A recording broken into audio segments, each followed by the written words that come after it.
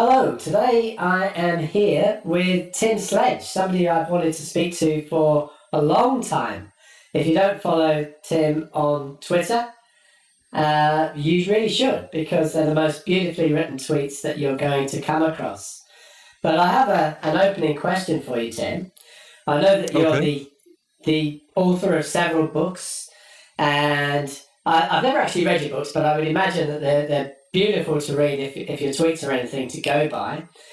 And I know that you're a Bible scholar. You've got a PhD in Bible studies, and I believe also you did psychology along with that. And you've run a lot of support groups in your years as a pastor, hmm and you helped a lot of people who were going through tough and troubled times when you were a pastor. And I spoke about this a bit with Clint Haycock, who I believe you've spoken to a few times. And Yeah. a lot of people like myself, I suppose, going back a tiny while, would have just thought that the pastors were these sort of mega church pastors who are making loads and loads of money. But I think the average pastor actually doesn't make very much money and works very, very hard for it. And it strikes me that you were one of those, somebody who did a lot of work helping people over many, many years, and perhaps suffered a bit of burnout for it. So you've obviously led a very, very full and varied life. You're now an atheist, and you're out there activating on behalf of atheism and so on. Now, what I want to know is, given all the things that you've experienced in your life, what do you think of people who put pineapple on their pizza? Oh yeah. Okay. Well, I try to be tolerant. I mean, not everybody can have the highest level of wisdom. Can access the best decision-making skills. So I tolerate them. I don't participate myself, however. But yeah, I've been with a few people that have done that. Really? You don't think they deserve stoning or anything like that? No, no, no. But I don't get it though. I really don't. It's just one of those things where I have to say, okay, well, I don't get it, but if that makes you happy, then go for it. Just don't let any Yeah. get on my side of the pizza. That's all. I came across something even worse yesterday. I actually did one of my 5 minute rants about it. There was a friend of mine, Robert Reed, who sent it to me. Somebody who actually puts pickle on their pizza, no Oh sauce, my, that's worse than and pineapple. pickle.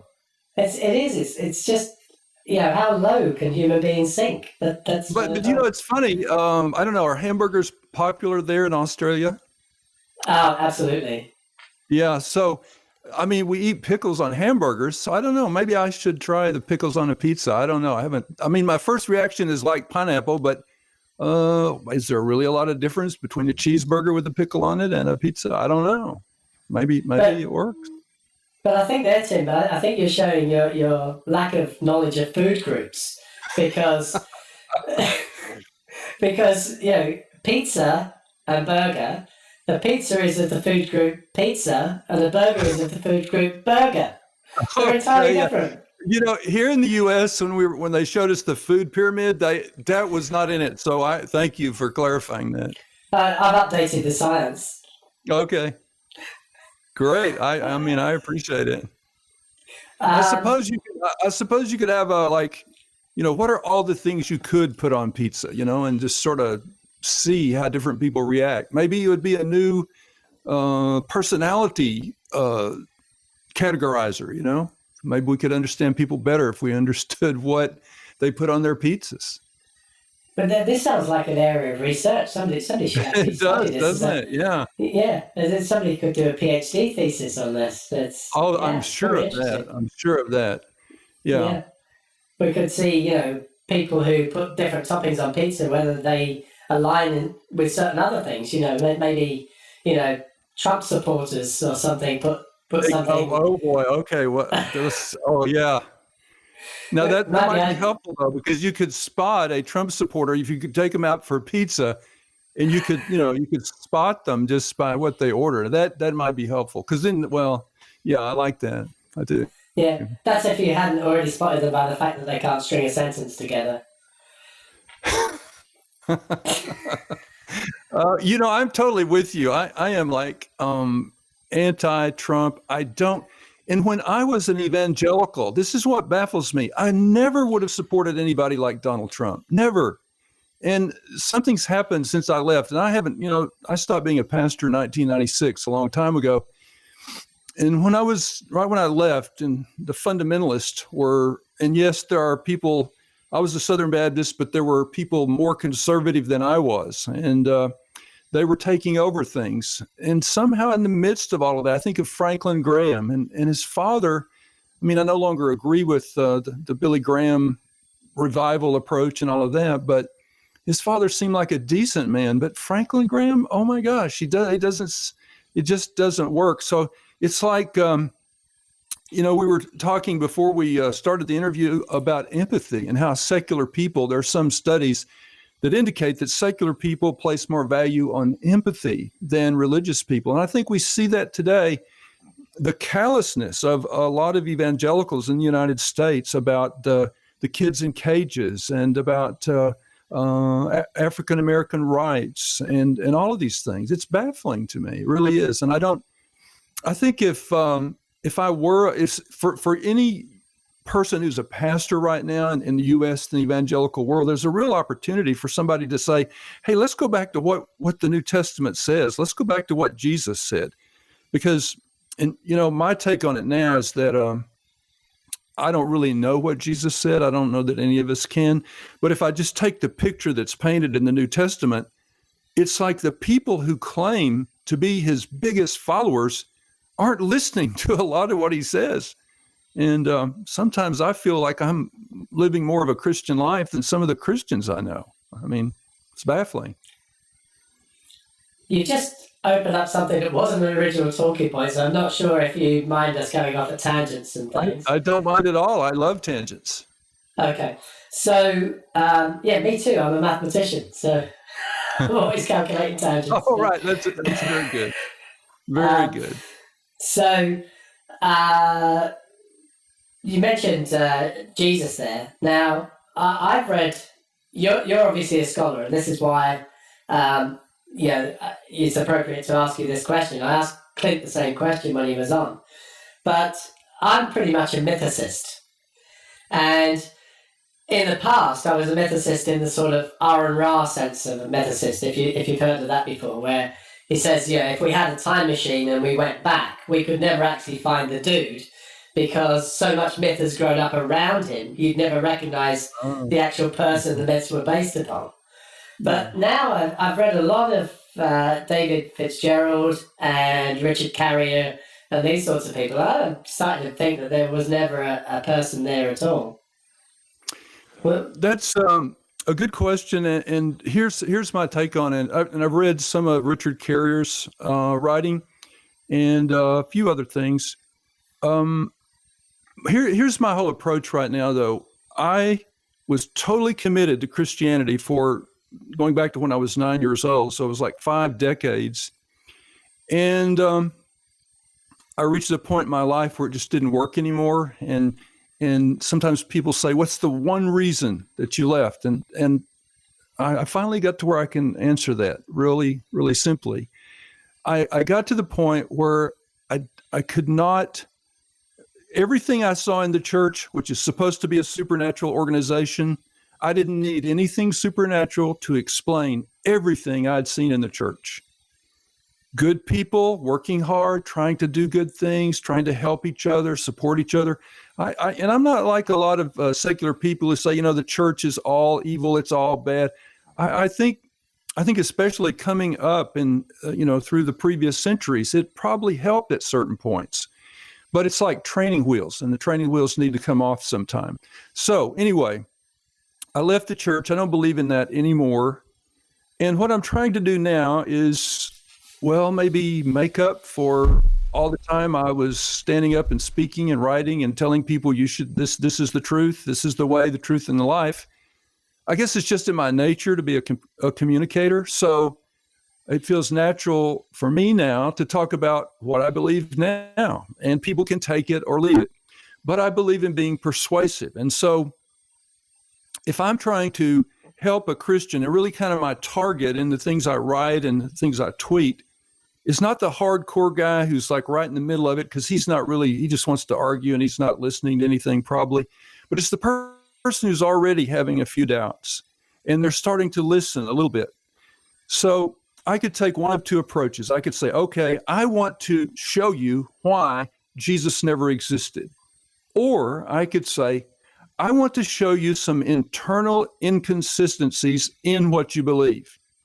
I want to show you, for example, that the Gospels have different, if you look at them carefully, the picture of Jesus in Mark, the idea of the deity of Jesus that we find in Mark is quite different. It's much more explicit in John, which came about 30 years later. And you can really see that, and Bart Ehrman is the go-to person on this. And he has a great book, How Jesus Became God. And he talks about the development of the idea that Jesus was God. So if I'm going to try to show the truth that I see now to somebody who's a little bit open to it, what's going to be harder for me to do? Is it going to be harder for me to convince them that Jesus never existed, or is it going to be easier to show them internal inconsistencies? And I go with the internal inconsistencies because I think for any of us, if we believe something and somebody shows us how part of what I believe isn't consistent with other things that I believe, there's something in our brains that, if we can get past the cognitive dissonance, there's something in our brains that says, okay, I need to look at that. But it's just such a leap to say he never even existed. So maybe it's a bad thing, but it's like I haven't made it a priority to figure that out, because it kind of doesn't matter if he existed or not. What does exist for sure is this 2 billion plus Christians in the world.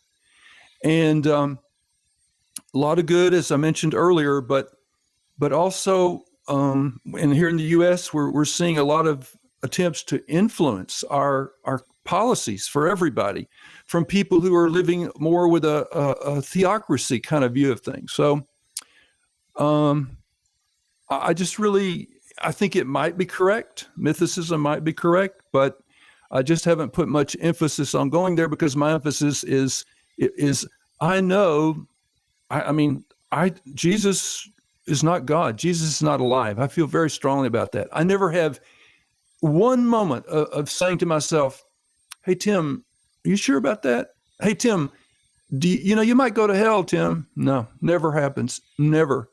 Because, I guess it's because of how hard I tried for so many decades to be obedient to it, to accept it, to believe it, and to get others to believe it. But then when I stepped back and really looked at it, no, this doesn't add up. So to me, that's kind of all I need. That's as far as I need to go. Yeah, that's fair enough. I think we're coming from a different background. Obviously, I've been a lifelong atheist, so I don't have that knowledge of people within the church and so on. Yeah. I was on Neil the 604 Atheist last week, and he was interviewing me. And I had a lot of very positive influences, as you say, from religion early in my life.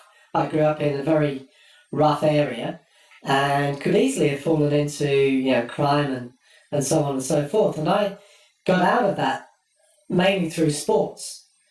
And a lot of that sport was introduced to me from a Christian youth group who worked in our area. Mm-hmm. They were a Pentecostal group. I made a very good friend there. He was a couple of years older than me. And he used to take me all over the place, playing racket sports and all sorts of stuff. Never preached to me at all. He knew my views, but we got on well. And we played a lot of sport together. And that really got me back into working at school and all this sort of stuff, and got me out of all those problems. So I agree with you. There's a lot of good people. There's a lot of good people in every group. Right. The other thing that you raised there, and we're really off on a tangent now. The other thing you raised there was about the people trying to legislate for other people. I heard you talk about that a lot with Clint. I talked about it a lot with Clint. And since I spoke with Clint, I've been doing a lot of research myself. Stuff that he sent me, links that he sent me, and following on from that, watching videos with a guy called Wallnow about the 7 mountains approach and all that sort of stuff. Mm-hmm. And I seriously worry that if they don't get rid of Trump and actually start getting the government going in the right direction, that you could be looking at almost like a Handmaid's Tale scenario. Yeah. Yep. It is frightening. It feels like, though, here in the U.S. that this the coronavirus pandemic and the George Floyd murder and the response to that, it feels like maybe we've turned a corner. But I think that most people who think about things rationally and who aren't who just look at Trump and see like this is an awful person, we're all still kind of scared. I mean, the numbers look good. It looks like he's going to lose, but that's the way it looked last time. So there is this constant uneasiness. And what do we do, if he wins again? How could that happen? So I think there's hope that it's not going to happen. I want one thing that I'd like to say. A few weeks ago on Twitter, and this is related to what we're talking about right now. It just sort of happened. I did this tweet, and maybe I didn't think it through. Actually, I still think it's a good tweet, but I was referring to the fact that something in Genesis about the stars and how many there really were. And what I was trying to say is that the Bible doesn't have a clue. I mean, it's like the Bible thinks there are 5,000 stars and there are gazillions. I mean, it's hard to even get people to understand it because you probably would, but the numbers just get so big. Well, for some reason, I don't know what happened, but some Christians, I don't know if somebody put it on Reddit or what, but like out of the blue, I mean, these Christians were coming after me like crazy. And I kind of look at it like, and this is a Donald Trump saying, I don't know but it's like all publicity is good. I mean, like all interaction, like if people are coming and, well, I'm going to try to see that as a positive thing because they are reading what I write. And some of them will buy my books and hear what I have to say. So, and it lasted about 3 or 4 days. I was called, well, I won't say all the things I was called, but some really mean, my hairline was criticized. Somebody took my photo and made my forehead like this tall and posted it. And somebody said, atheist filth. And I don't want to be histrionic, but after reading that for a few days, this is really one of the things I thought. I could see with the right amount of power in the right situation, I could see some of these people tying me down and setting me on fire or torturing me. And not just me, but anybody like me. It's like for the first time I could see, and wow, I don't know if I should say this, but the ones that were the most scary were the Catholics. The Catholics who are like totally bought into the whole thing. And so that was kind of, I shook it off, but it was kind of sobering. Like, and I think it was Christopher Hitchens talked a lot about religion. One of the things that religion can do is it authorizes people to do evil things that they would normally never do. Now, I want to be fair. I mean, people just said bad things to me, and if I can't handle having people say bad things about me, I shouldn't be on Twitter. So, I accept that. But yeah. But I saw something underneath it that it actually startled me. Yeah. Was it Steve Weinberg who said the quote about, good people do good things and bad people do bad things, but to get good people to do bad things takes religion? That's it. That's the idea, yeah. I'm not convinced it's always religion, though, because if you think about it, there's been, sort of state-sponsored ideologies and things like that, Soviet Russia, North Korea, where, they don't, they do have a religion, but their religion is sort of their leader rather than a deity. They've deified their leader, shall we say. So I don't think it's just religion. Yeah, I agree. And I think it's our humanity. Of course, I don't believe in the devil anymore. Satan or any of that, or really anything supernatural. But I do believe in evil, and not a personified evil, but evil in the sense of German concentration camps or mass slaughter of groups of people. Our struggle is with our humanity, and and there's this idea that any of us in the wrong situation could do anything. I think that's a good warning to all of us, that we are capable of great good, but we're capable of great evil, especially when we're afraid or when people or things we love are threatened. So, and I would say, I'll make a confession here. I don't know if you can take my confession, but I'm not a priest. surely a morph could take my confession. Can I ask you a question? I mean, I'm just really curious. Are you related to Spider-Man? Are you related to Spider-Man? Because you just had sort of a family resemblance there, but yeah. Anyway, unfortunately, no radioactive spider bite. I can't climb walls or shoot web or anything. Okay. Unfortunately.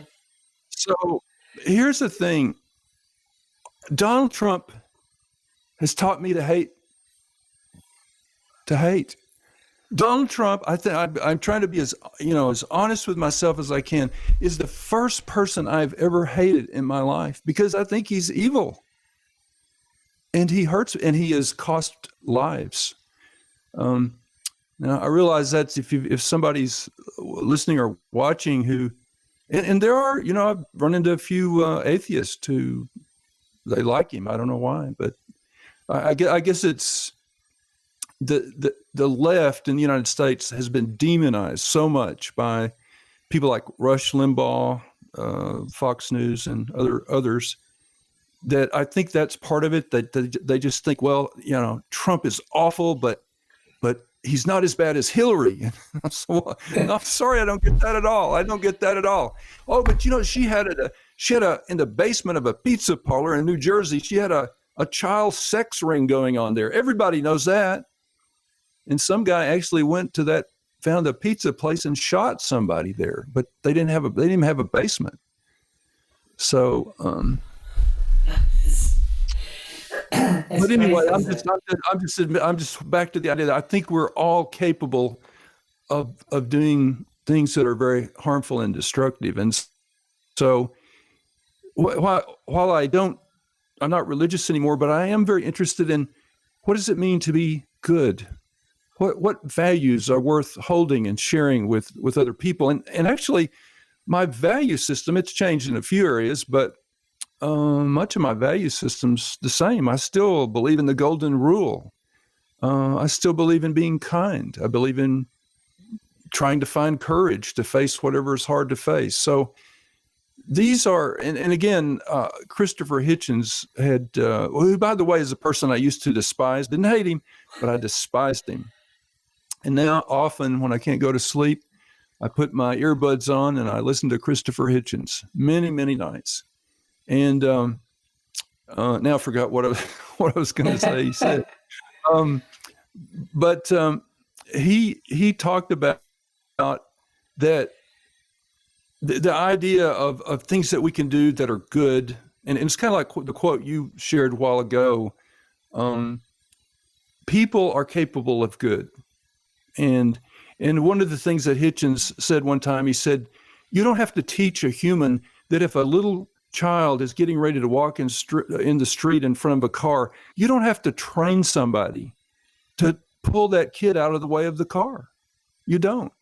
And so I think that we've evolved to understand that we need to help each other. That's how we survive. We're not lions, we're not tigers. And going back to those primitive times, people had to work together, and I think that's built in us. And now it's like it feels good. It's warm and fuzzy to care about other people.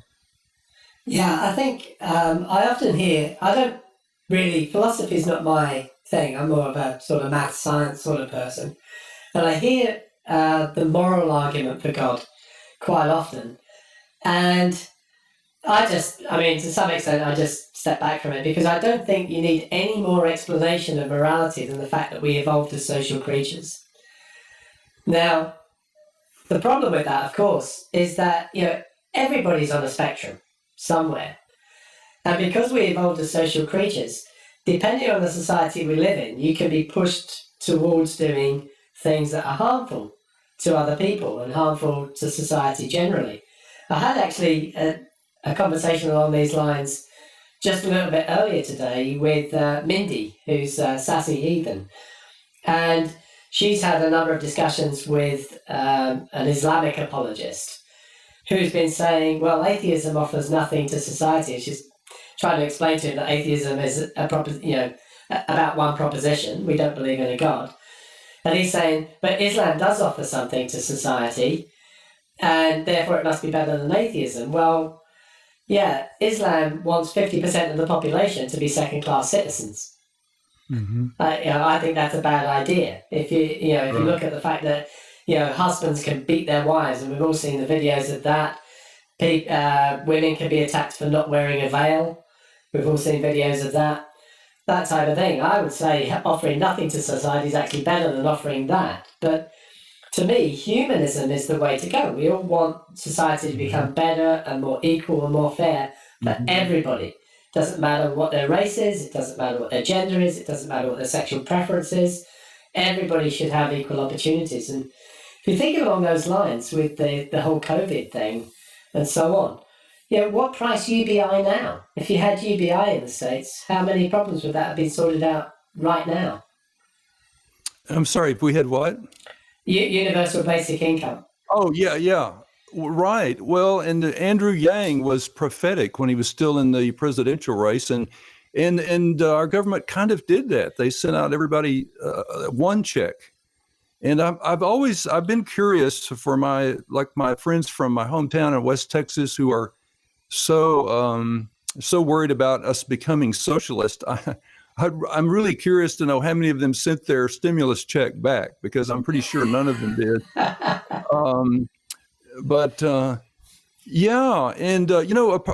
Someone who talks about the future in a really just a tremendous way is Yuval Noah Harari, who's the author of the book Sapiens.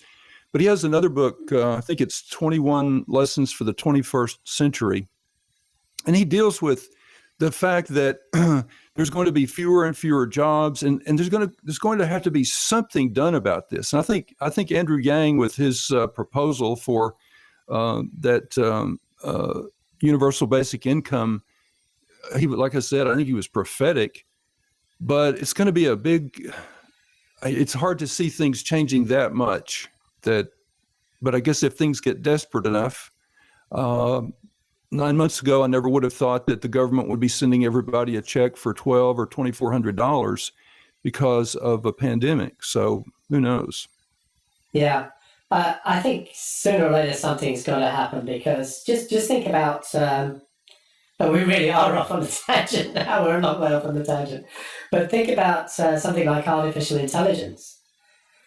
The first company that actually gets a true artificial intelligence is going to be in a position where they can monopolize the markets, or all sorts of markets, and with less and less workers, because the AI will do so much stuff. So you're going to have mass unemployment. And if those unemployed people have not got a basic standard of living, crime is just going to go up and up and up. You've got to have everybody having a decent standard. If everybody's got a reasonable standard of living, crime will be lower. Yeah, and I don't understand the people who here in the U.S. who, they just more greed. We don't care what we don't know. Don't raise the minimum wage. We don't need health care for everybody. It's like, do you realize that at some point these people will rise up and they will come into your big property and your house and everything? And we saw hints of that a couple of weeks ago with the response to the Floyd murder. So Yeah, that's a looming issue, I think.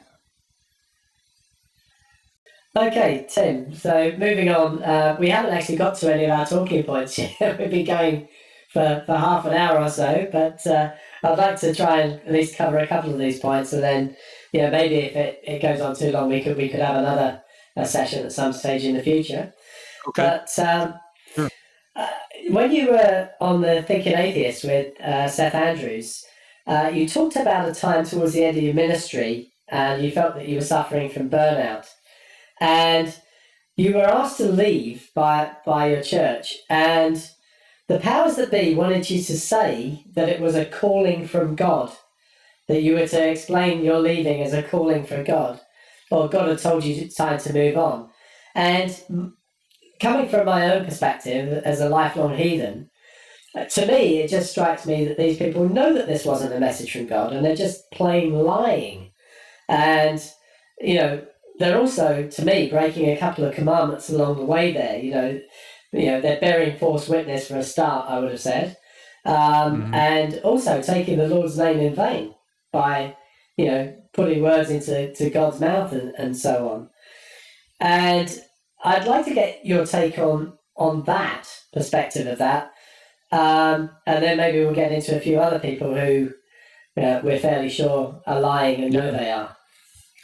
Well, in that situation, they knew God wasn't telling me to leave. They were telling me to leave. And so, yeah, they were being dishonest. And in fact, my best friend is a guy who's a Christian and actually a member of the last church I pastored. And we have some rough moments. He reads some of my tweets and gives me a hard time about them. But we're friends. We care about each other and we accept each other as we are. Well, that thing that they did, he read my book, and that was one of the things that he really reacted to. He said, I can't believe that they wanted you to say that when it wasn't true.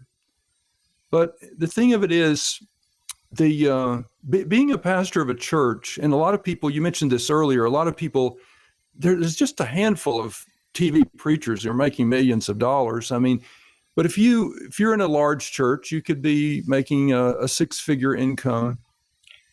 But I'll tell you this: I when I left, my church was, we had 2,000 members, and we had a $1.4 million budget. That was like almost 1996, 1995. So when I left, and I had a transition period where I could really. They paid me for 10 months. And so I had some time to really think about what I wanted to do. And I tried a lot of things, but what I ended up doing was developing software. I started a custom software design business, which was really exciting. But I was self-taught. So I went from doing something that I was trained to do at the doctoral level with a lifetime of experience, something I had started doing when I started preaching when I was 16. And I went from that to something I taught myself to do, had no credentials for, and the only income I had was whatever jobs I had. So every month I started from zero. Theoretically, at the end of each month, if I didn't have a new job, I had no money. Well, here's my point. What I was doing then, starting over month by month, and something I wasn't trained to do, was a tenth as stressful as what I'd done all my life as a pastor, even when I was very successful at it. It's extremely stressful.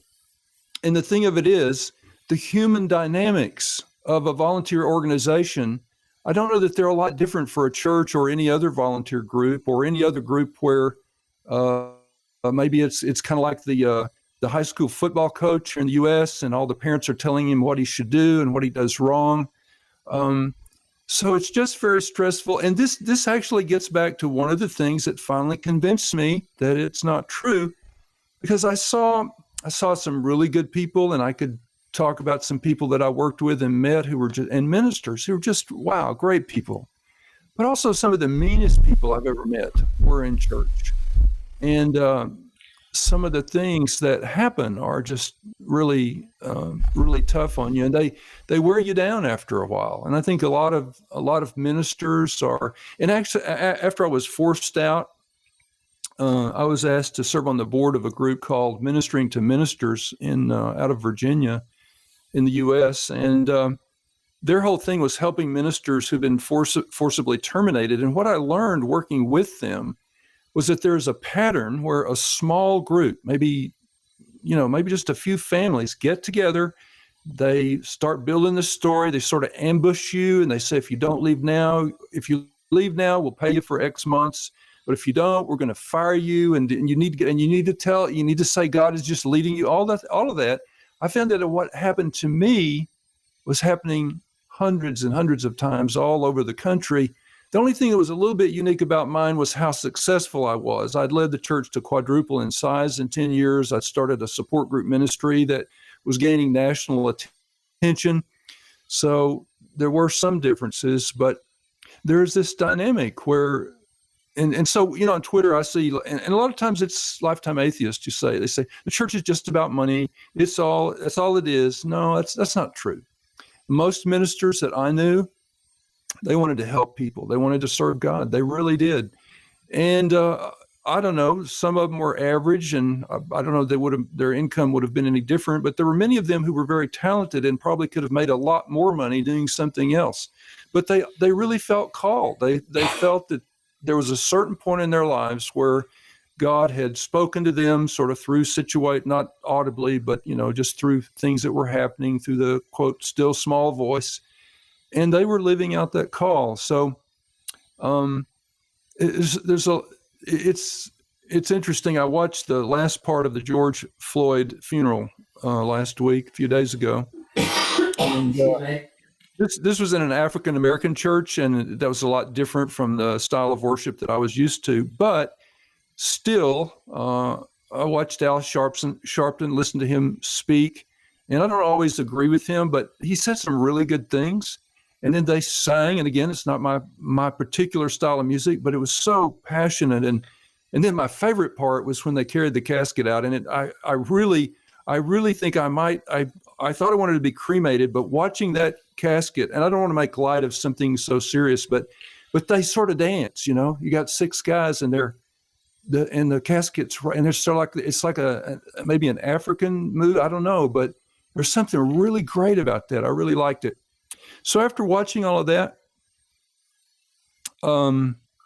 it made me remember, the good part about church. So it's kind of like when somebody dies. You can remember the good days, all the nice things they did, or you can remember the times they stabbed you in the back. And I try to keep a good perspective and remember both. It's a human organization. That's it. We're humans. We all have our flaws, and you will see those flaws in the church, especially if you're backstage. And one of the analogies that I like to use is like in The Wizard of Oz, when Dorothy finally gets to Oz, and I think her dog Toto pulls the curtain back, and there's this giant screen with all this thunder and lightning and smoke and everything, but there's a man, just a regular man back there pulling all the levers and making it happen. And to me, that's a picture of church. When you get behind the scenes, backstage, you see a lot of stuff. You see a lot of stuff that's just like things you see anywhere else. And that's part of what broke me. Yeah. So let's go to a few of these individuals who, from my perspective, I would say they're just plain lying and probably don't believe any of it themselves. Should we start with Benny Hinn? Yes, and I the other day, I don't know why I did it, I went to his website and I read the notice. It's something I'm paraphrasing, but we've stopped our healing services temporarily because, the Bible, the New Testament says we should obey the laws of the land. So we don't want to violate the law and congregate inappropriately, while this epidemic is happening. So no healing services until further notice. That was convenient. That was convenient because, if they had it, you're going to have all these people with the coronavirus coming, heal me. And some of the saddest things I've read about, apparently he has a whole team of people who can get to the front and be visible and be seen. And if you're in a wheelchair, like if you obviously have some paralysis or something that's just obviously there's no way to fake a cure or a healing, you're never getting to the front. And some of these are children. And I've read about like parents who bring this child back over and over and over again, and they think maybe this time we'll get up there. And it really is a reminder of pictures we have in the New Testament where people are trying to get close to Jesus so he'll heal them, and they have a hard time doing it. One lady touches his robe and is healed. So this, I don't know. I don't understand Benny Hinn. The simplest way I could understand him is if I said, well, maybe he's a sociopath. But I don't know. Maybe he believes some of it, but I don't know. How could he? I mean, he does this and like 40 people fall down and he sweeps across and it's just like a wave. They just all fall down. I would say you got to give him credit, man. He is a great psychologically oriented manipulator of people. And he's trained his people. When I do this, you fall down. A friend of mine years ago. The cameraman never falls down though. Good point. The cameraman's always that's steady on a really good point. A friend of mine, they do this thing where you come up and they do this and you fall over. Well, I had a friend back in Arizona he was a little mischievous, and he went to one of these services, and he was 6'3". He was a farmer. He's really strong, and they tried it on him, and he wouldn't fall over. But what he said though, the thing that he learned, it's like a principle of leverage. So if you touch somebody right here and you think of your body as like a lever, he said he had to catch himself because it almost made him fall. It made him lose his balance. So I think sometimes it's like magicians know little tricks to fool our brains. And I have a good friend. We went to high school together. We started off at a Baptist college, and then we split ways. I went to Wheaton College, which was Billy Graham's alma mater, and my friend went to Oral Roberts University, and he's into the healing. He has been his whole life, and he's actually a bright guy. But I remember one time he told me he saw a woman's leg. One of her legs was shorter than the other, and there was a healing, and her legs stretched out. Well, I've since read that how you do that, magicians can do it too, and it's how tightly one of the shoes is on. So you let one shoe be sort of partially off the heel, and then to heal the short leg, you pull the other shoe slightly off the heel. Now they both look the same size, a little bit longer. I'm sure there are other tricks too, but I really don't think anybody's leg is getting longer. And of course, the best question is, well, okay, let's get on TV and let's have an amputee healed on TV. And we're not going to see that ever. Yeah. Do you know Darren Brown? Have you come across Darren Brown? I don't. Mm-mm. Okay. He's a magician, illusionist, does a lot of sort of mental tricks and things. You really should look him up because he's done some fantastic shows. It's really hard to see how he does things, except sometimes he tells you how he's done them.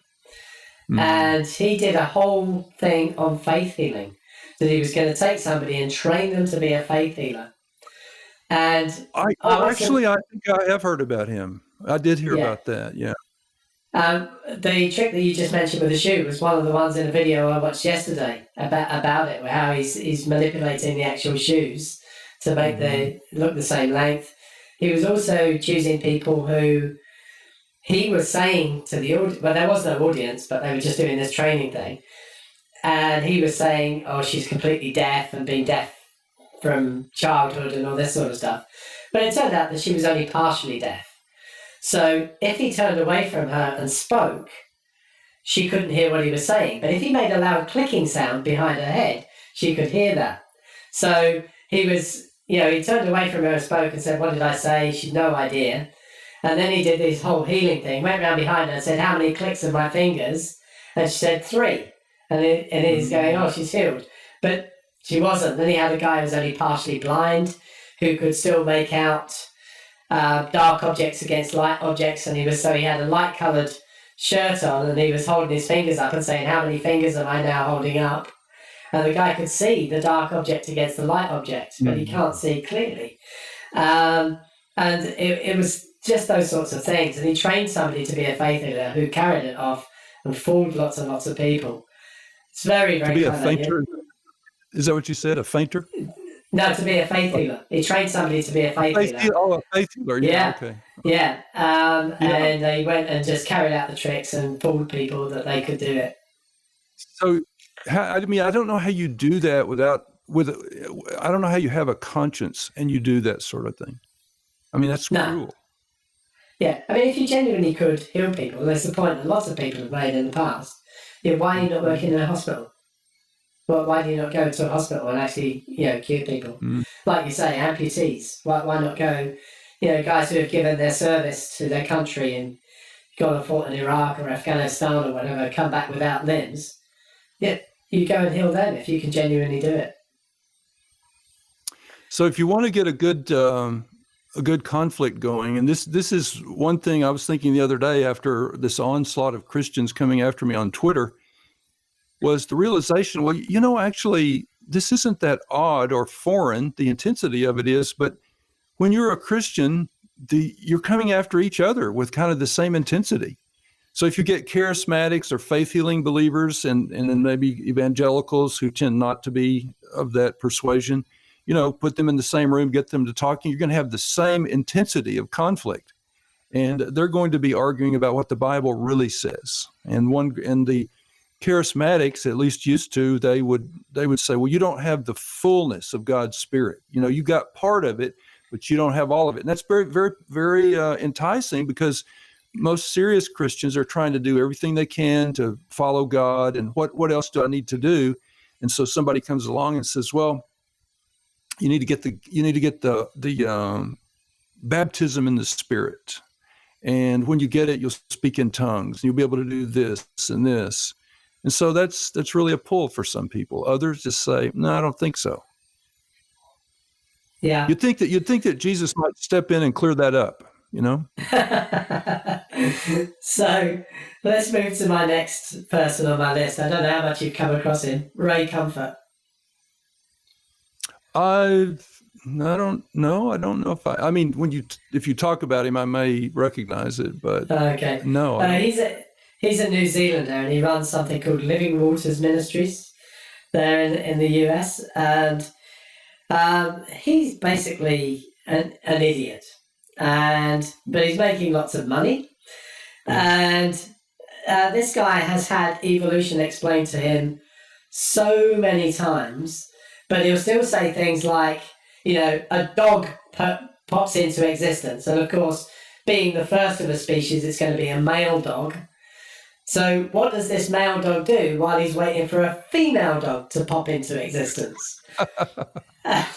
This is his whole shtick, and he's had it explained to him so many times that populations evolve together. He's had allopatric speciation explained to him lots and lots of times, but he refuses to get it, and I'm absolutely convinced that he refuses to get it because he's making a lot of money. And was it somebody who said that you can't get a man to understand something if his living depends on not understanding it?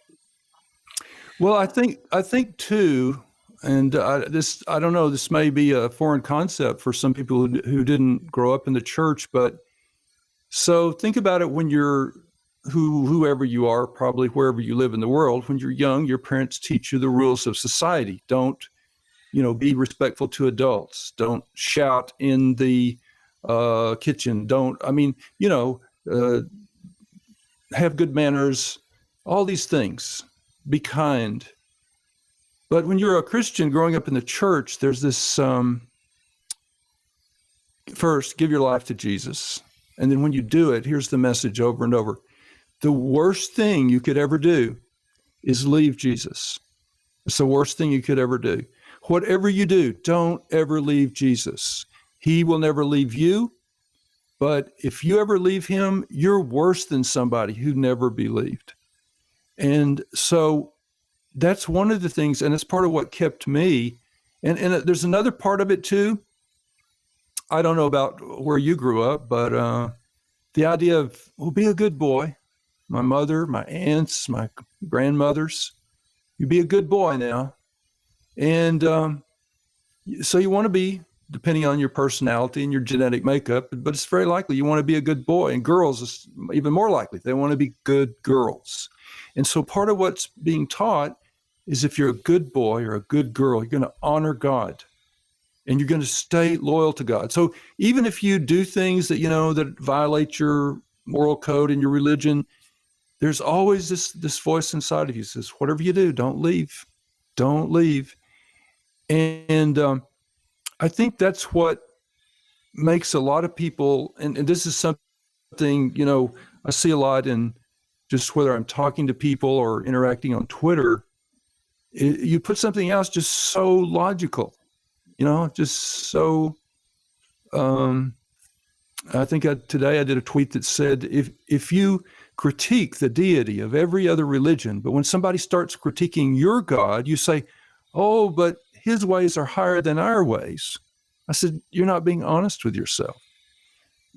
So that's like just basic logic. Okay, if you can critique Zeus and gods of whatever ever religion freely, and you certainly do that, then you got to be able to critique your God too. And you can't hide behind saying, well, his ways are higher than our ways.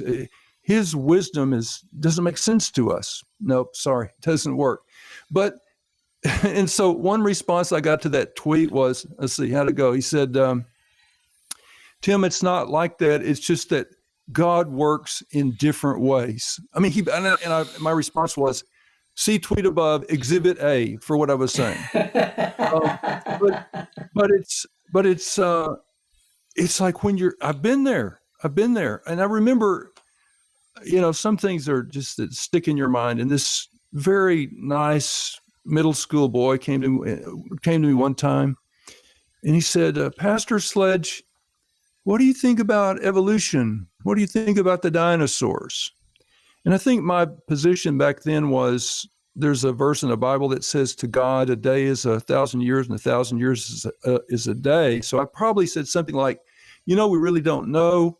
The earth could be young, and it's just like when they test a rock, it looks old. Maybe on day one of creation, it looked like it was billions of years old, something like that. But my answer didn't satisfy him, I'm pretty sure, because it wasn't really a good answer. How did it feel to you at the time? A little uncomfortable. I wasn't lying. I wasn't making stuff up, but it wasn't the kind of thinking that I did most of the time. It wasn't the level of an answer that I would give to most things. Like, well, should I take crack cocaine? Okay, I'd have a really good answer for that. But and I think so. But then, like when you get out of it, and one of the things I started doing after I left faith, I started watching a lot of programs on different educational channels wherever I could on the universe, on astronomy. And it's like, wow, this is amazing. And then in the idea that like the carbon atoms in our bodies were made by stars. Well, so it's like now I'm free to absorb whatever is there, whatever is true.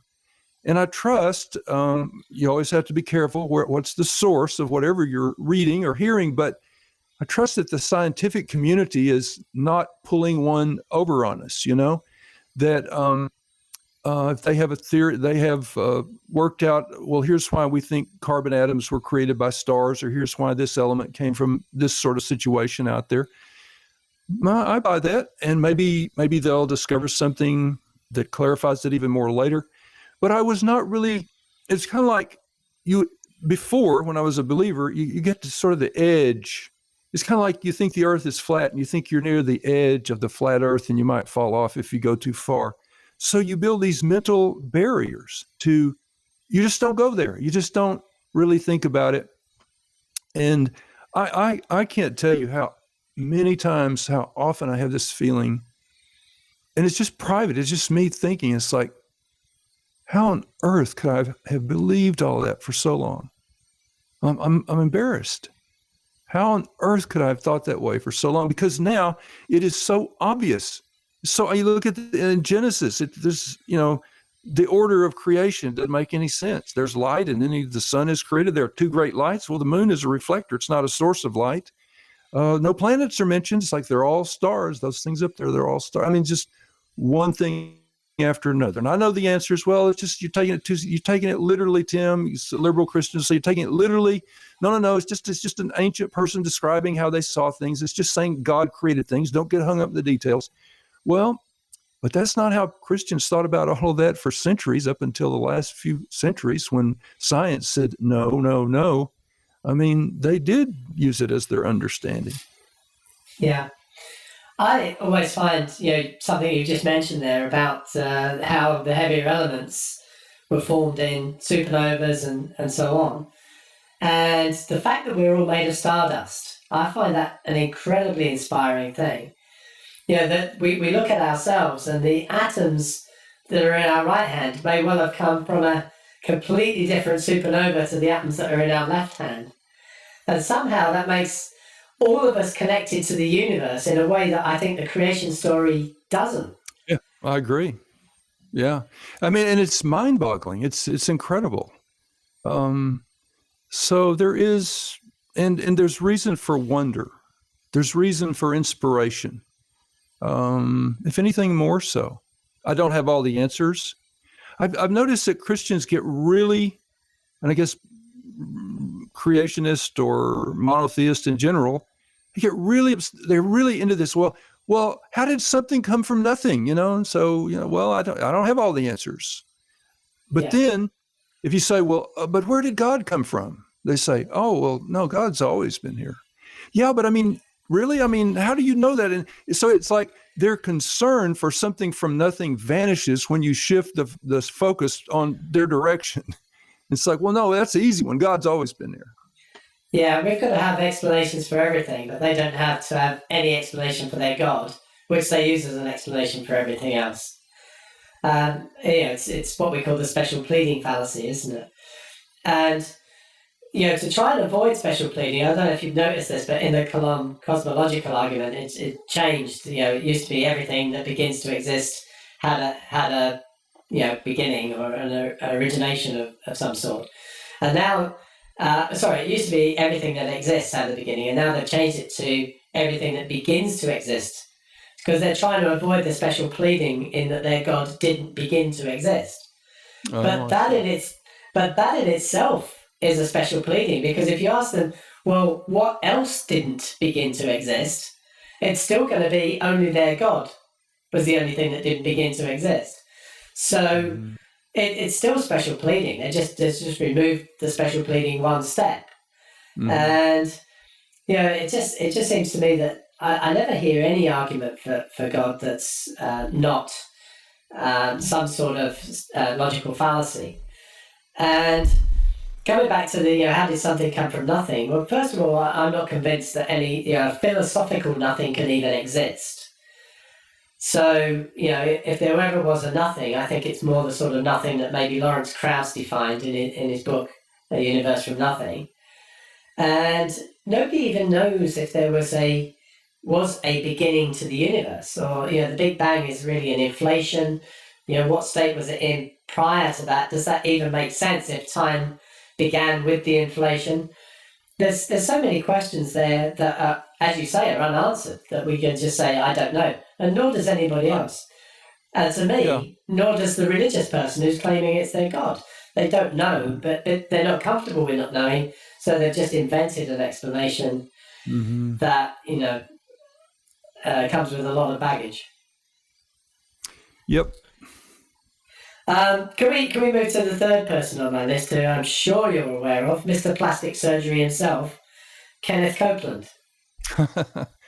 Yeah, wow. That's one I'd never have gotten that, really. I don't get it. But I mean, some people really connect with him. My mom died a long time ago. She was a great person, and she had, for the last about 15 or 20 years of her life, she had a really serious case of rheumatoid arthritis. It was in her feet, her toes, her knees, her hands, everywhere. And her doctor said it was one of the worst cases he'd ever seen. But she was very brave and didn't complain that much, and really was a model of courage for me. But one time I came home, and I don't remember how I found out, but I found out that she was sending money to somebody like, I don't know if Kenneth Copeland was around yet, but it was somebody like him. And I couldn't believe it. I was so upset. And I talked to her. But basically, the thing that I came to understand is that medicine they'd done everything they could do. And back then, each new medicine they tried for her arthritis, actually, it had so many side effects and often made things worse. And so the thing that I came to understand through that experience was that whoever that preacher was that she was watching and sending money to, he gave her some hope. I mean, nothing ever happened. She died. It killed her eventually. But people do a lot of interesting things for something that gives them hope, even if the hope is not very logical. And that's the only way I can explain that. I mean, is Copeland the one who did the big thing about he needed a second jet? I don't remember. Maybe that was somebody else, but. He certainly got jets. I don't know if that was him, but he's the guy that blew the coronavirus away, But there's only been something like 100,000 deaths in America since he did that. But there's so many Christians, like in the people who went to the churches that I led and the churches of my friends who were pastors, they would be just as negative about somebody like Kenneth Copeland as you and I are right now, because they would see him as he's taking advantage of people. He's saying things that really aren't taught in the Bible. So the revulsion towards somebody like him, actually, it's not just the secular people who don't care for that. And the same would be true of Benny Hinn. It's like, this guy he's a con man. Yeah, absolutely. Just last person, again, somebody I'm not sure you come across, but Georgia Purdom? No, I don't think so. She's answers in Genesis, so she's one of Ken Ham's people. Yeah. Yeah. And she's actually, as far as I understand it, a PhD biologist. I might get corrected on exactly what she's got a PhD in, but I think it's something biological. So she absolutely must know that she's up there on the stage lying when she talks about evolution. I don't know. I try to be very careful about saying what is in somebody else's mind. I will tell you this. I ended up at Wheaton College. It's outside of Chicago. It's where Billy Graham went. And it was back then, I'm not sure, I've lost touch with all this now, but it was like the top evangelical school. It was not any one denomination. And there were a lot of smart students who went there. In fact, for several years, they were one of the highest schools in the number of their students who ended up getting PhDs. And I was a Bible major. There are only 5 in my class. I mean, these people were getting PhDs in science and other fields like that. So what about these people? If you think of Wheaton College, what about all these students? Well, some of them were there because their parents wanted them to be there. And so they had no choice. They got the best education they could in science or history or literature or whatever. But a lot of them really did believe it. And it's all about compartmentalizing. That's the first thing. You may be astute in science or psychology or whatever your chosen field is.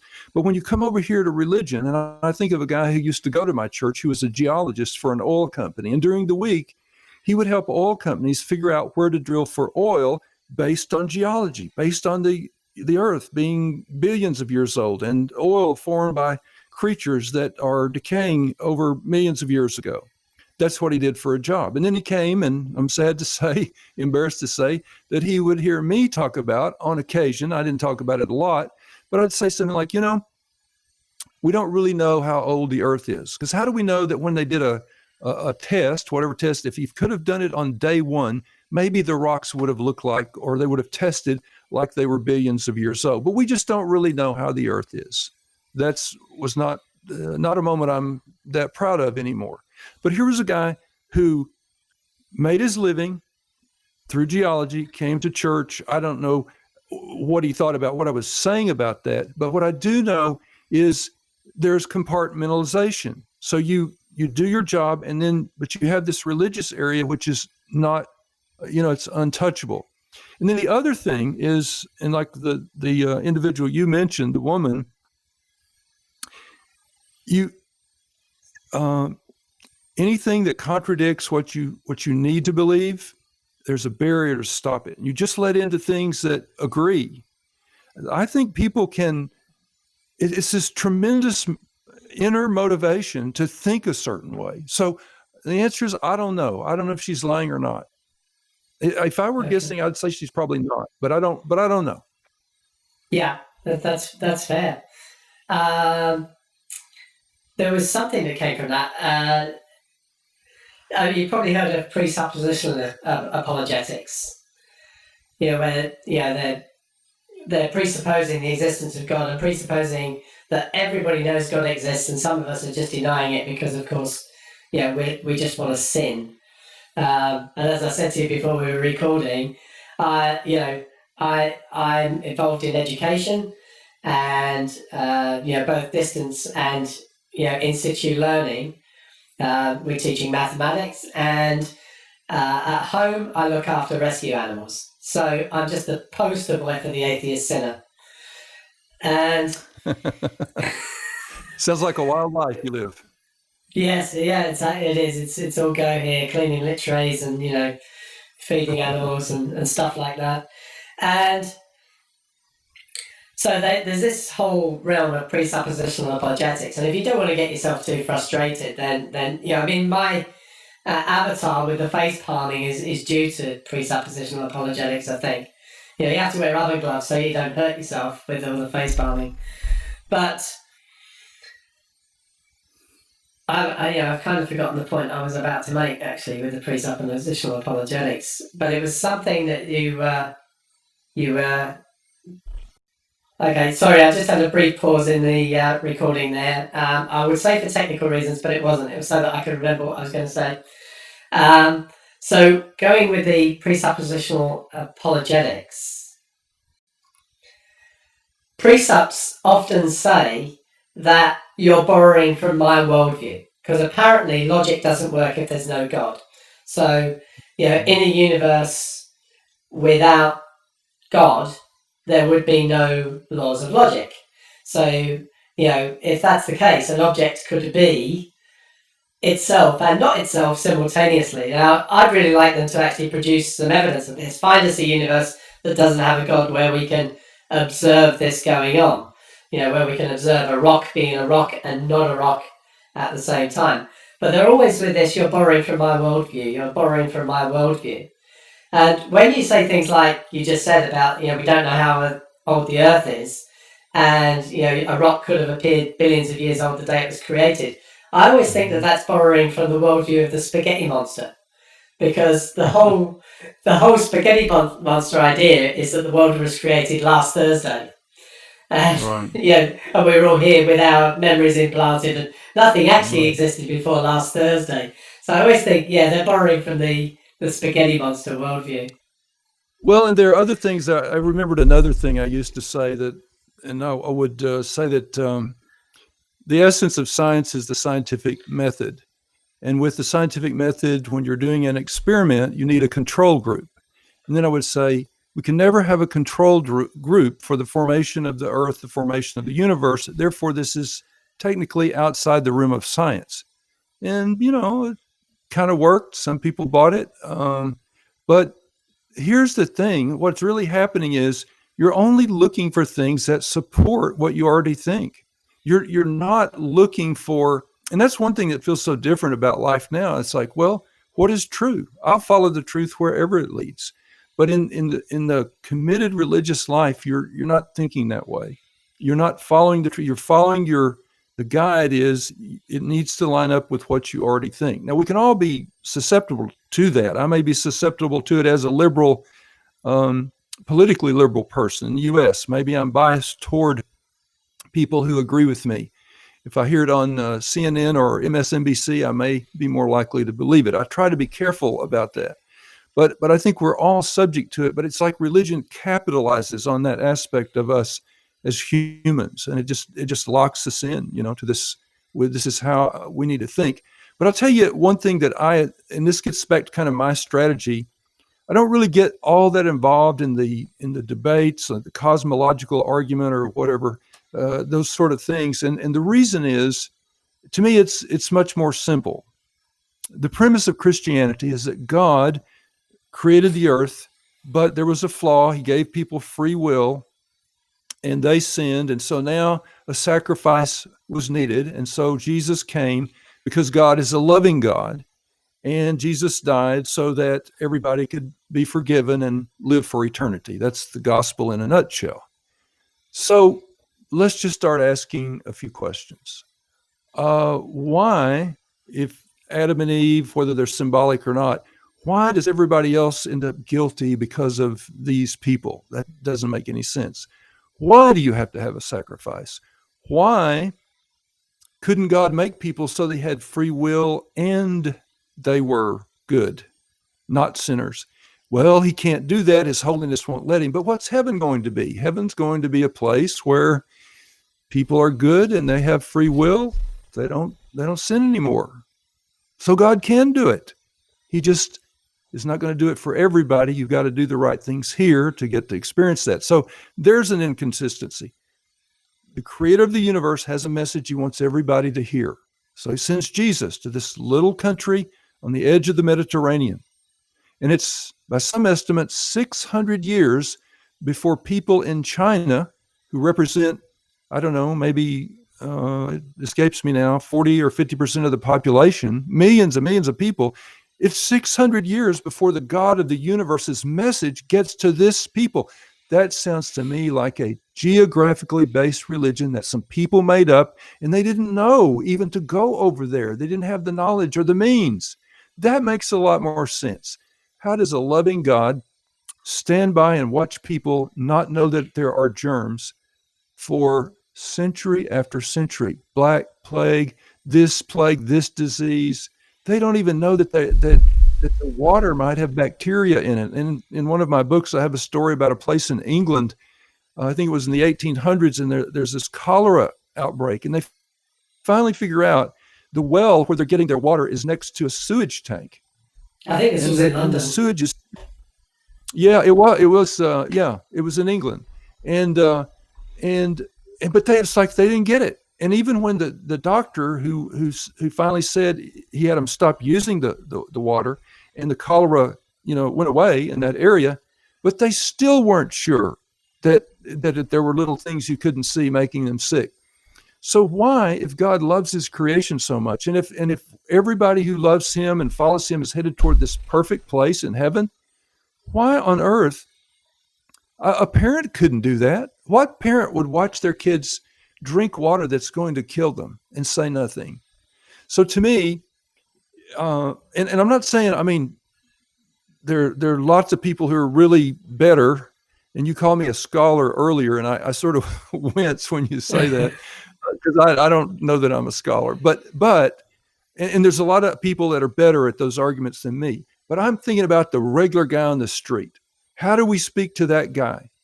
We show the internal inconsistencies in what he believes, the things that don't add up.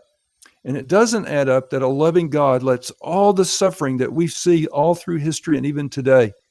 Steven Pinker has a book, Enlightenment Now, and he talks about how things have actually gotten better. He talks about how things are better in secular countries. But Jesus, called the great physician, and he healed all kinds of sicknesses.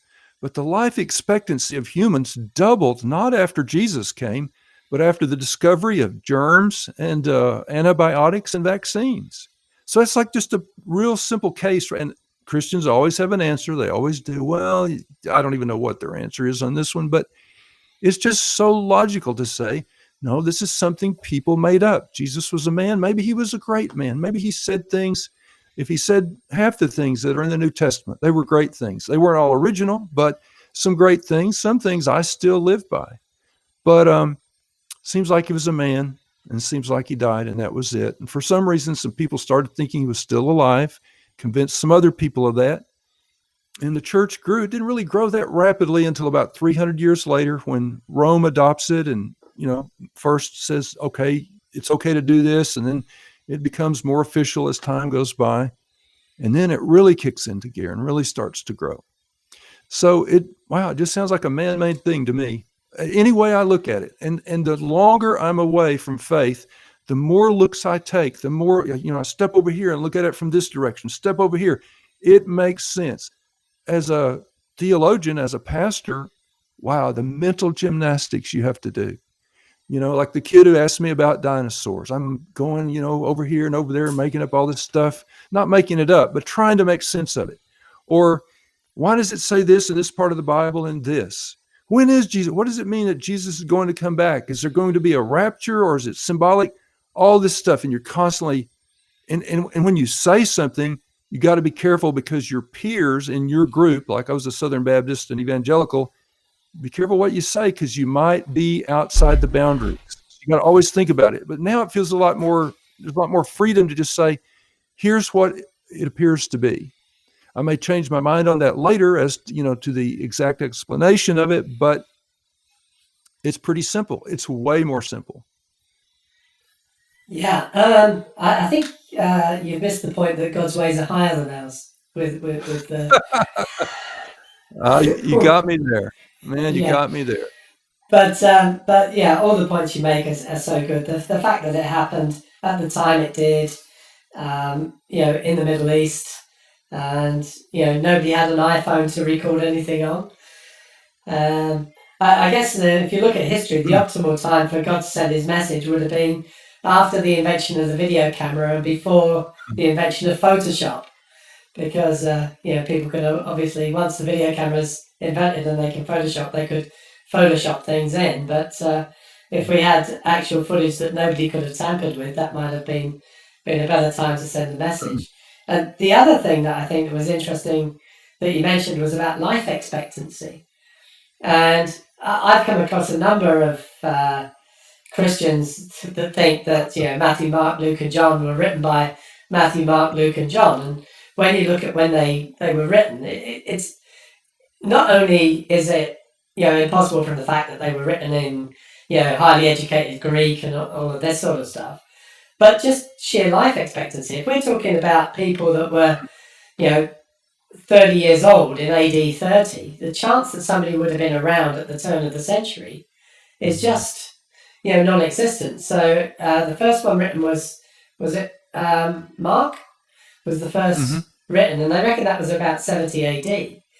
Right. So we're talking about somebody who would have been 60 to 70, and that would have been an old person back then. The chances of somebody, I'm just thinking back to my grandparents' generation, and people didn't have that high life expectancy then. And I'm just thinking of the sort of age we are, Tim, because we're probably not that different in age. But I still run and go to the gym and lift weights and all that sort of stuff. And whereas looking back at my grandparents, they were really, really old people by the time they were 60. So that's changed even then. You go back to the first century when there was no antibiotics, no modern medicine. People didn't always get enough to eat. Like you say, they didn't know about germ theory of disease and all this sort of stuff, and people just didn't live that long. Let alone to when was John written? Sometime between 100 the turn of the century and the 2nd century, 90 to 100 AD, 90 to 100 AD, I think. Yeah. Bart Ehrman, in his book How Jesus Became God and other books, talks about these differences in the Gospels. And to me, I mean, the way I look at it is a person could have lived, and sometimes people did live to be 90 or, so it's not that nobody lived that long, but it's that the average life expectancy was much lower. And a lot of that was related to death in childbirth or shortly after birth. But I think it's shorter even if you allow for that. Even if you allow for infant mortality, their lifespans were shorter. So, but the way I look at it is the content of the Gospels, and there are just so many reasons to see them as the Jesus you have in Mark is not. I mean, it's the same person, but Jesus has evolved a good bit by the time we get to John, like 30 years later. And somebody said it like this. So if you're writing a book about someone and you believe this person was God in the flesh, On one occasion or more, this person said, "I and the Father are one. If you've seen me, you've seen the Father." So if you were writing a gospel about Jesus and he said that, would you leave it out? I mean, no.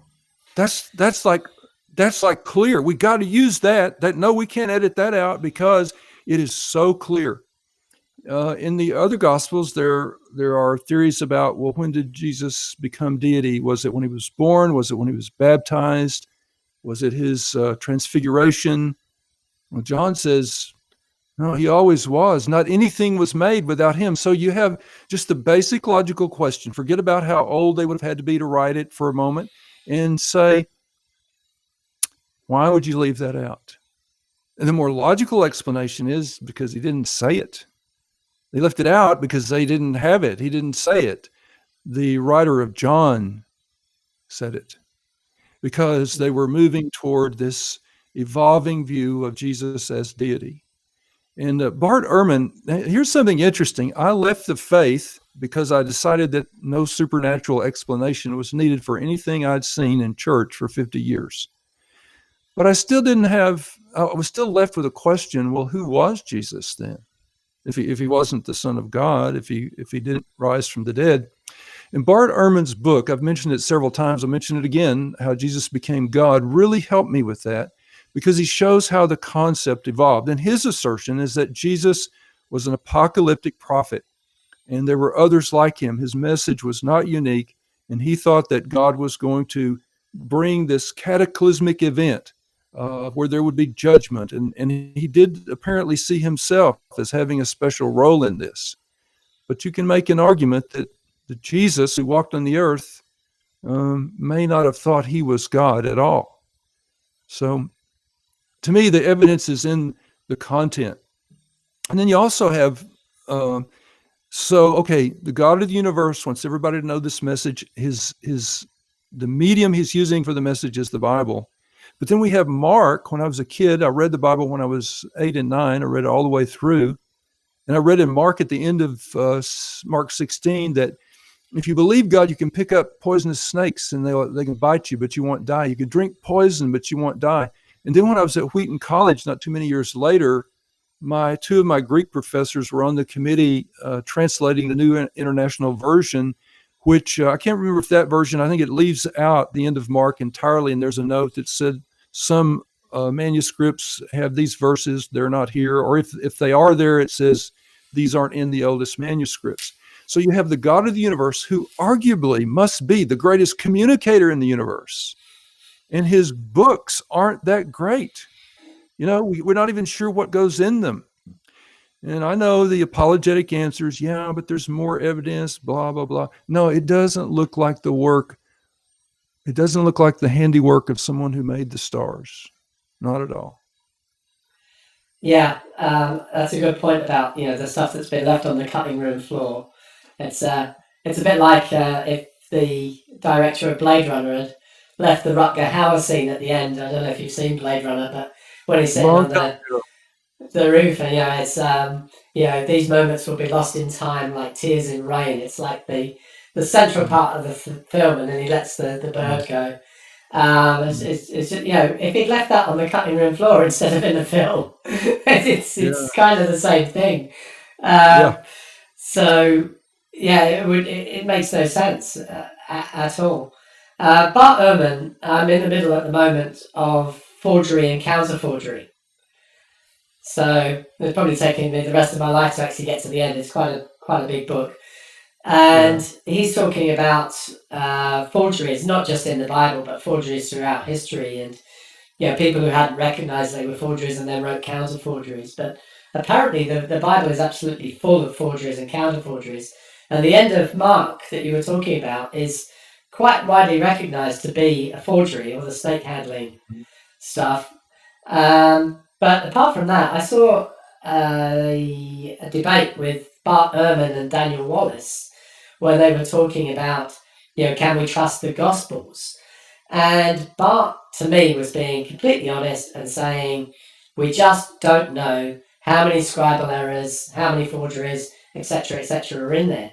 Because we're talking about a document where if you wanted a copy of something, a scribe would have to write you one out. And we're talking going from the 1st century to the 9th century. You didn't really get sort of professional trained scribes until about the 9th century. And the printing press comes around a couple of years, 100 years after that. So in those first few years, they can actually find from manuscripts that we've got lots of places where scribes have written double lines in, or left lines out, or interjected things. This is without the deliberate forgeries, just errors that have been made. And he was making that point, and he was saying, nobody knows, I don't know, Daniel doesn't know, etc., etc. And of course, Daniel Wallace, who's signed his agreement from his college that he's never going to step outside their faith agreement or whatever. He's oh no, we know we can reconstruct it, blah blah blah blah blah. And then people said that he'd won the debate because he was very definite in what he was saying. And to me, he just completely lost the debate because he wasn't being honest. Mm-hmm. It's fairly clear that what Bart said is right. We just don't know how much it's changed. So I started preaching when I was 16 in little churches out in West Texas. And one thing I learned within the first few months of being a preacher was sound like you know what you're talking about. The more convinced you sound, the more they like it. And it wasn't about lying. It was just like, well, okay, do I believe this or not? And it's just about how you say it. Say it like you mean it. And I found that in the Baptist church, you get amens, or this is in the black church too. You say something they like and somebody says, amen. Well, if I said hell is real, and if you don't believe you're going to hell, and amen, amen, amen. So it's kind of like a comedian who's testing his jokes. And if he gets a laugh, he uses it again, or he, tweaks it a little bit. But one thing you learn quickly is sound convinced. The more convinced you sound, the more convincing you'll be. And so when you talk about this gentleman who, was like, that's part of the deal. That's part of the training. And it's what it is your commitment to Jesus. He's your Lord. You're his servant. It gets tied in with that.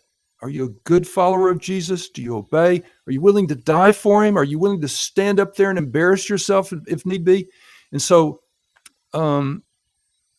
I just think it's amazingly easy to convince yourself of things. And just like in my case, it's like I was under a spell and I get out of it and I look back and like I said earlier, I honestly think, how did I believe that for so long? And I mean, I can tell you, it takes a long time, but I can tell you reasons, but it still just boggles my mind and sometimes makes me kind of sad when I think about it now.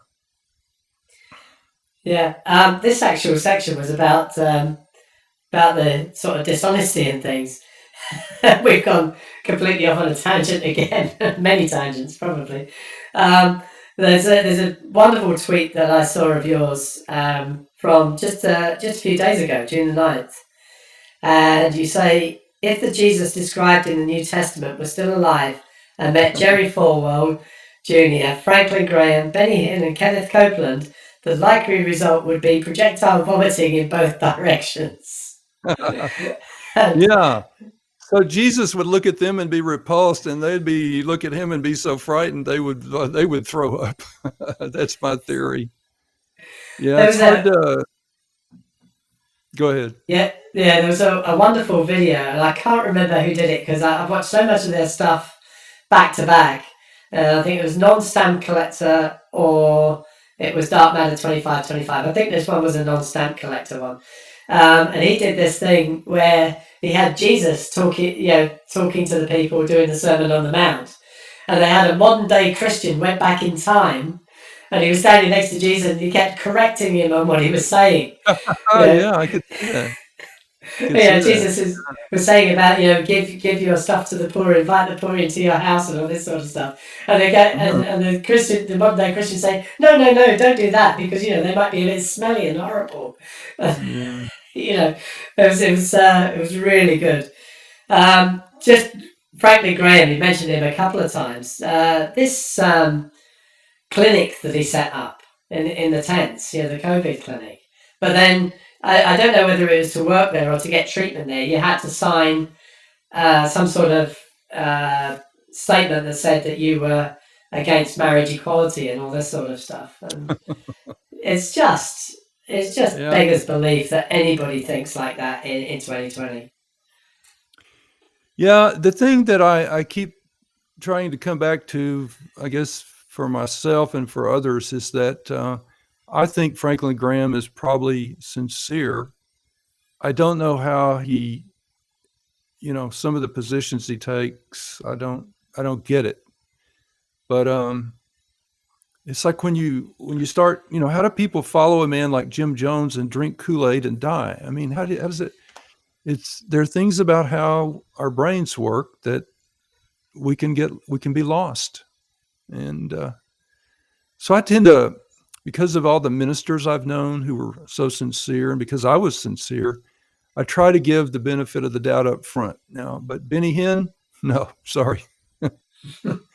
He's a shyster.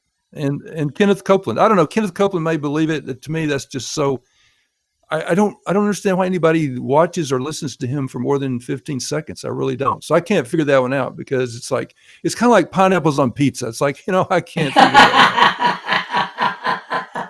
Yeah, it's good. While you've mentioned the pineapples on pizza again, do you ever say "hold down the fort"? No, I'm not a big. I don't get in. I've never said absolutely in my whole life. I don't think, when that was popular, or I don't use popular sayings like that very much. Okay. I did another rant about that. It drives me nuts every time I hear it, hold down the fort. Why do we need to hold it down?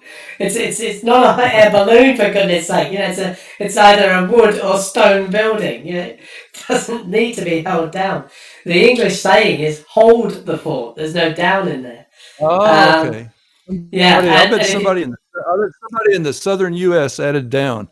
And it's obviously a metaphor that's based on a sound military strategy, isn't it? We've got to hold this fort until keep it in our possession until reinforcements arrive or whatever. Sense. Yeah, that does. Yeah. Holding it down, you're right. It doesn't sound like it's going to float. It's Yeah, and I used in my video, because it was really sort of aimed at Americans, that let's use the Alamo as an example. They were trying to make sure that Santa Anna engaged them there while they had time to raise an army to fight him. And the Alamo is a big stone building, and it was a couple of 100 years after Newton had invented gravity. So it was actually pretty much belonging to, as we know, before Newton, everything just used to float around. I'm always being told this by kids, that Newton invented gravity, not discovered it, or described it mathematically for the first time. It's an interesting one, but pineapple on pizza and hold down the fort. The other one that gets me, and I'm going to do a rant on this, is when people say, "I could care less," because if you could care less, it must mean you care. The actual English saying is I'm going to have to ponder these things when we finish here. I'm going to have to really meditate heavily on these thoughts. Well, I can tell, Tim, that you're somebody that needs to have these sort of deep things to think about. Well, that's true, yeah. Yes. So, hopefully, Morph has opened your eyes to all sorts of deep things that you haven't thought about before. Morph has opened my eyes, no doubt about it. I'm morphing as we speak. Tim, I'm aware that we've been speaking for a long time already, and because we go off on so many tangents, we're actually only at my talking point 2 out of about 6. I mean, we haven't started talking point 2. We've done the introduction to talking point 1, and I'm cognizant of your time and the fact that we've been talking for a long time, and if we keep going at this rate, we're going to talk for maybe 3.5, 4 hours. So, first of all, I'd like to invite you back to maybe complete some of those. Sure, thank you. Sounds great. I've enjoyed it. And but I also want to give you an opportunity to talk about where people can get hold of your books, and you have a website as well, don't you? Yeah, you can go to timsledge.com, and there you can see links to my books. My books are sold on Amazon, so if you go to Amazon and type in Tim Sledge, Sledge, my books will come up. That's great, and yeah, people should check those out, because anybody who's read your tweets, if you, I mean, when you can actually do more than 280 characters, I'm sure that you can write more eloquently. But your tweets are actually the best written tweets of anybody that I follow on Well, Twitter, thank you. and I follow a lot of people, and I always scroll through, and there's certain people that I stop at, and you're one of those. As I'm scrolling Well, through my thank feed, you. if I see you've tweeted something, I always stop and read your I tweets. appreciate it. And My handle on Twitter is @goodbye_Jesus. yeah, For those who like. I'll pop that sort of stuff in the description box below as well, so Okay. that Okay. Great. people can get hold of you and follow you, and everybody should follow you on Twitter, because it's really good stuff. Well, thank you so much, and thanks for having me today. No, that's great, and thank you so much for your time.